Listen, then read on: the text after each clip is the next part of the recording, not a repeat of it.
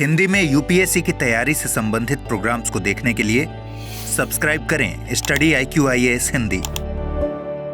Hello and very good evening to all of you. मैं कुणाल आप सभी का स्टडी IQ IAS हिंदी पे स्वागत करता हूं। और आज फिलहाल हम लोग एक इंपॉर्टेंट बात करने वाले हैं, वो ये है कि कफ सिरप की वजह से भारत में 11 बच्चों की मौत हो गई है। देखिए, दरअसल बीते दिनों जिस प्रकार से हम लोगों ने मौसम के बदलती स्थिति को देखा है, तो ये बदलता मौसम जनरली हम लोगों को बुखार, खांसी, जुकाम, ये सारी स्वास्थ्य समस्याएं देता है। और इन सभी स्वास्थ्य समस्याओं को ठीक करने के लिए हम लोग अलग अलग प्रकार की दवाइयों का सेवन करना पसंद करते हैं ताकि जल्द से जल्द ठीक हो जाए। लेकिन क्या हो अगर दवाइयां ही हमें ठीक करने की जगह हमारी मौत का कारण बन जाए। और ऐसा ही हुआ है भारत में, जिसकी वजह से दवाई पीने के बाद भारत के 9 बच्चों की मौत मध्य प्रदेश में और 2 बच्चों की मौत राजस्थान में हो गई है। इन सभी चीज़ों को लेकर फिलहाल भारत सरकार ने एक एडवाइजरी जारी करते हुए बताया है कि किस प्रकार की दवाइयों का सेवन करना और कैसे नहीं करना। तो ये सभी चीज़ों को अच्छे से जानते समझते हैं। फिलहाल टाइटल का कहना है cough syrup death centre issues advisory for states UTs call for national use of syrups in paediatric population. तो सभी चीज़ों को आइए बढ़ते समझते हैं आगे और अच्छे से। तो देखिए, फिलहाल मध्य प्रदेश और राजस्थान में सर्दी खांसी की दवाओं का सेवन करने से अब तक दोनों राज्यों में 11 बच्चों की मौत हो गई। तो देखिए, दरअसल इस पूरे मौत के मामले में दरअसल MP में जो मौत हुई है वो मौत हुई है 9 बच्चों की और राजस्थान में मौत हो चुकी है 2 बच्चों की। क्या क्या स्थिति है? तो देखिए, दरअसल फिलहाल केंद्र सरकार ने इस पूरे घटनाक्रम पर एडवाइजरी जारी की है और एडवाइजरी जारी करते हुए ये भी बताया कि दरअसल दोनों ही राज्यों की चीज़ों को जाना समझा गया। हालांकि राजस्थान के अंदर जो मौतें हुई हैं, उस मौत के पीछे का जो बड़ा कारण है, वो कारण ये है कि बच्चों को एक ऐसी दवाई दे दी गई है, एक ऐसा फॉर्मूला दिया गया है जो बच्चों के लिए परमिसेबल नहीं है, यानी कि बच्चों को दिए जाने की अनुमति नहीं है। और परिवार वालों ने डॉक्टर से पूछे बिना ही बच्चों को ऐसी दवाइयां दे दी जो उनके लिए हानिकारक थी। और वो जनरली बड़ों को दी जाती है और बच्चों के लिए वो हानिकारक होती हैं। और बड़ों की दवाइयां बच्चों को जो मिल गई हैं, उसके बाद बच्चों की मृत्यु हो गई है। वहीं MP की बात करें तो MP में दरअसल जो सारा मामला है वो एक कंपनी से जुड़ा हुआ है। और इस कंपनी की जो दवाई है खांसी की, उसके अंदर कुछ ऐसा पदार्थ मिलाया गया है जिस पदार्थ की वजह से ये दवाइयां जहरीली हो जाती हैं और उसके बाद व्यक्तियों की मौत हो जाती है। तो इसके बाद में कर्नाटक में जब इस कंपनी के ठिकाने की जांच की गई तो पता चला सभी चीज़ों का। और उसके बाद कंपनी के मालिक को आदेश दे दिया गया है कि इस दवाई का उत्पादन अभी और नहीं होना चाहिए। तो आइए जानते समझते हैं, नजर डालते हैं सरकार का क्या कहना है और फिलहाल भारत में क्या हो रहा है। तो सरकार ने जो एडवाइजरी जारी की है वो सरकार की एडवाइजरी जारी की गई है केंद्रीय स्वास्थ्य मंत्रालय की तरफ से। और केंद्रीय स्वास्थ्य मंत्रालय ने फिलहाल ये बताया है कि देखिए, 2 साल से कम उम्र के बच्चों को कफ सिरप बिल्कुल भी ना दें। यानी कि अगर कुछ भी सर्दी या खांसी हो रही है तो बच्चों को उससे जुड़ी हुई कोई भी दवाइयां नहीं देनी है और बिल्कुल यही कोशिश करनी है कि बाकी और उपचार के बाद वो बच्चे ठीक हो जाएं। क्योंकि छोटे बच्चे हैं, 2 साल से कम उम्र के बच्चे हैं, तो उनको दवाइयां पीने के बाद परेशानियां हो सकती हैं, उनको शरीर में दिक्कतें हो सकती है। तो दवाई नहीं देनी है, बाकी विकल्प आपको अपनाना है। इसके अलावा मान लीजिए कि बच्चे की उम्र अगर 5 साल से कम है तो ऐसी स्थिति में भी कफ सिरप देने से बचना ही है। और इसके मामले में डॉक्टर से पहले सलाह जरूर ले लेनी है। और डॉक्टर्स के लिए एडवाइस कर दी गई है कि डॉक्टर के पास जब ऐसा मामला है तो डॉक्टर्स 5 साल से कम उम्र के बच्चों के मामले में दवाइयां ना ही दे तो बेहतर रहेगा। और वो यहाँ पर होम रेमेडी सजेस्ट कर सकते हैं कि किस प्रकार से तरल पदार्थों का इस्तेमाल करें, सही देखभाल दें, भाप दें और गर्म पानी पिलाएं बच्चों को, जिससे कि बच्चों के स्वास्थ्य जल्द से जल्द ठीक हो जाए। और स्वास्थ्य मंत्रालय ने खुद ये बताया है कि देखिए, दरअसल ये जो खांसी और जुकाम जैसी स्थिति होती है, खांसी के मामले में ये बात ध्यान रखें कि खांसी अपने आप होती है और धीरे धीरे अगर आप उपाय करते हैं तो खांसी आपकी ठीक भी हो जाती है। ऐसा नहीं कि खांसी परमानेंट चलती ही रहती है और आपको दवाइयां लेना बहुत ज़्यादा ज़रूरी है। आप चाहें तो उपचार के माध्यम से भी इसको ठीक कर सकते हैं, ऐसा भी कहना है मंत्रालय का। तो दवाई ना लें बेहतर रहेगा और चीज़ों को आप ऐसे ही ठीक कर सकते हैं। अगर खांसी के मामले में दवाइयाँ लेते हैं तो हो सकता है कि ठीक होने की जगह जान चली जाए, वो हमें भारत में पता चला भी है। हालांकि केंद्र सरकार ने सभी मामलों में अपना स्पष्टीकरण दिया है और केंद्र सरकार ने सीधा कहा है कि देखिए, हम लोगों ने सैंपल्स की जाँच की है और ऐसी कोई परेशानी हम लोग को नहीं मिली है। हालांकि एक मामला निकल के जो मध्य प्रदेश वाले मामले में आया वो ये है कि कर्नाटक की कंपनी को आदेश दे दिया गया और कर्नाटक की जो कंपनी है उससे जवाब भी मांगा गया है कि भाई ये बताओ कि ऐसा हो क्या रहा है। तो देखिए, दरअसल कफ सिरप के अंदर ना जनरली एक पदार्थ पाया जाता है और वही पदार्थ बनता है मौत का कारण।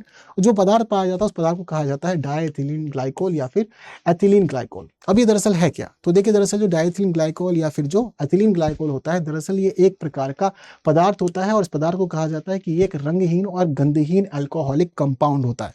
इस कंपाउंड की खास बात ये होती है कि ये जो रंगहीन और गंधहीन पदार्थ होता है ये मीठा होता है टेस्ट में। और साथ ही इस पदार्थ के मामले में इसका जो उपयोग होता है वो उपयोग होता है एंटी फ्रीज के रूप में, यानी कि इस पदार्थ को एंटी फ्रीज के रूप में इस्तेमाल किया जाता है। और एंटी फ्रीज के रूप में इसका इस्तेमाल ब्रेक के फ्लूइड्स में, स्टैम्प पैड स्याही में, बॉल पॉइंट पेन में, सॉल्वेंट्स में या फिर पेंट के अंदर, इन सभी जगह पर इसका इस्तेमाल किया जाता है ताकि जो लिक्विड पदार्थ हैं वो पदार्थ ना जमे। तो लिक्विड जो अलग अलग पदार्थ होते हैं इंडस्ट्री के मामले में, उन पदार्थों को जमने से रोकने के लिए इस एंटी फ्रीज पदार्थ का इस्तेमाल किया जाता है।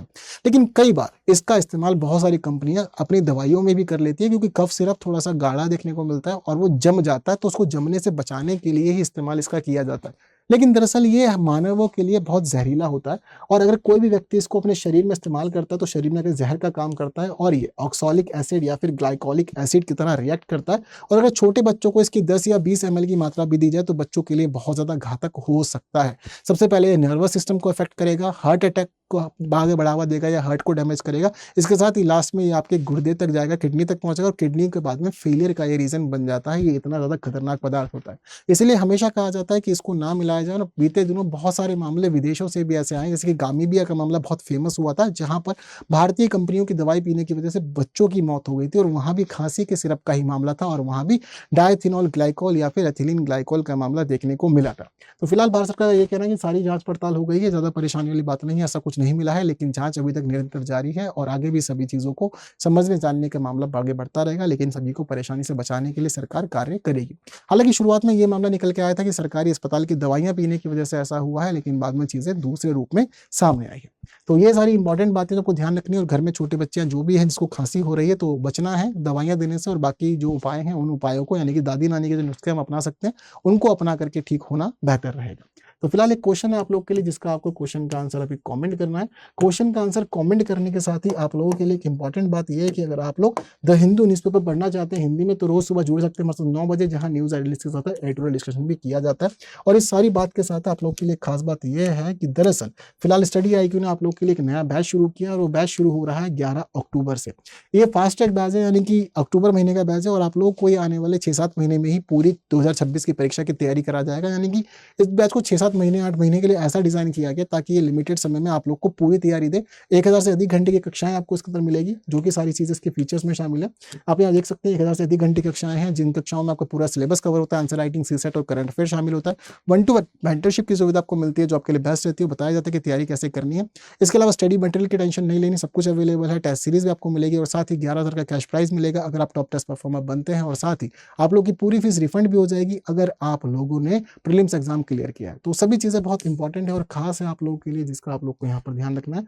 कोड एनरोल करने के लिए यूज करना है, और जो कोड आपको यूज करना है फिलहाल वो कोड है KL Live। अगर आप लोग KL Live कोड यूज करते हैं तो KL Live कोड यूज करने के बाद में आपकी सभी चीजें बहुत ज्यादा खास डिस्काउंट में हो जाएगी, और KL Live कोड आप लोग को दिला सकता है कुछ बड़ा डिस्काउंट हर एक कोर्स पे, यानी कि आपको हर एक जगह फीस देने के मामले में 7,000 रुपए की छूट मिल सकती है, चाहे जो भी बैचेस ले लीजिए।